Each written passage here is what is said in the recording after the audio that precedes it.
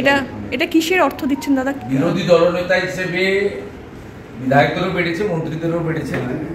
বিরোধী দলনেতা হিসেবে আমি যে বাড়তি বেতনটা পশ্চিমবঙ্গ সরকার আমাকে দিচ্ছেন 40,000 টাকা করে, এটা অনেক আগে বিধানসভায় পাশ হয়েছে এবং আপনার রাজ্যপালের সাইন টাইন ইত্যাদি, এটা এখন কার্যকর হয়ে গেছে এবং আমার তো না নেওয়ার উপায় নেই, কারণ অ্যাকাউন্টে পাঠায়।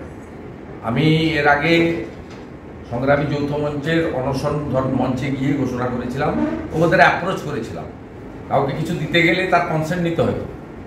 আমি অ্যাপ্রোচ করেছিলাম যে সরকারি কর্মচারী, শিক্ষকদের, পেনশনার্সদের যে ডিএ আন্দোলন, এই আন্দোলন এখন সুপ্রিম কোর্টে আইনি লড়াই চলছে।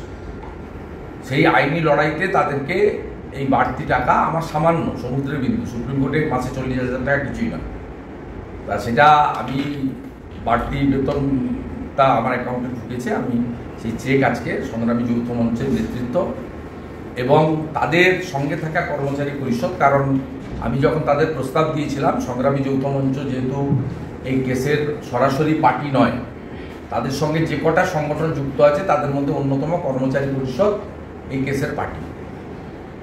সংগ্রামী যৌথ মঞ্চের নেতারা সেদিনও আমাকে বলেছিল যে আমরা টাকাটা আপনার এইটা গ্রহণ করব, মহৎ উদ্যোগ, আমরা এটা কর্মচারী পরিষদকে দিয়ে দেব, তারা লয়ারদেরকে পেমেন্ট করবেন বা ল ক্লার্কদের পেমেন্ট করবেন, সুপ্রিম কোর্টে যাতায়াত খরচ করবেন বা এই খাতে ব্যয়। আমি আমার কথা রাখা শুরু করলাম, যতদিন আমি এই রাজ্যের বিরোধী দলনেতা থাকবো এবং বাড়তি এই বেতন 40,000 টাকা দেবেন পাবো, আমি প্রত্যেক মাসেই এইভাবে ছবি তুলে নয়, আরটিজিএস করে বা চেক তাদের কাছে আমার কোনো লোক পৌঁছে দিয়ে আসবে। সূচনাকালে এটাকে আমি আপনাদের সামনে রেখে দিলাম এই কারণে, ন্যায্য অধিকার লড়াইতে কেন্দ্রীয় হারে মহার্ঘ ভাতা এবং শুধু সরকারি কর্মচারী, শিক্ষক, শিক্ষাকর্মী নয়, অবসরপ্রাপ্ত পেনশনার্স তাদেরকেও দেওয়া হোক। এই লড়াইতে এই রাজ্যের বিরোধী দলনেতা আছেন,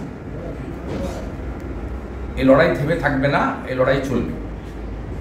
এবং সাথে সাথে আমি আবার রাজ্য বিধানসভা যারা সরকারি দল চালাচ্ছে তাদেরকে অনুরোধ করব, এক্স এমএলএদের তাদেরও ভাতা বৃদ্ধি করুন। তারা অত্যন্ত কষ্টে আছে, তারা বয়স্ক মানুষ এবং তৃণমূল কংগ্রেস রাজনৈতিক দৃষ্টিভঙ্গি নিয়ে দেখেছে এক্স এমএলএদের মধ্যে বেশিরভাগ হচ্ছে বামফ্রন্টের, কিন্তু বামফ্রন্ট ডানফ্রন্ট না দেখে এক্স এমএলএদের জন্য তাদের ভাবা উচিত এবং ভাবার সাথে সাথে সরকারি কর্মচারীদেরও কেন্দ্রীয় হারে মহার্ঘ ভাতা দিয়ে দেওয়া উচিত। কারণ মুখ্যমন্ত্রী তো এখন অনেক ভোটও পেয়ে গেছেন, 2,71,00,000 ভোট পেয়েছেন, 29টা আসন পেয়েছেন, ওনারা কোনো সমস্যা থাকা উচিত নয়। এবারে দুহাত ভরে তার দিয়ে দেওয়া উচিত, এটা আমি আশা করি। Thank you.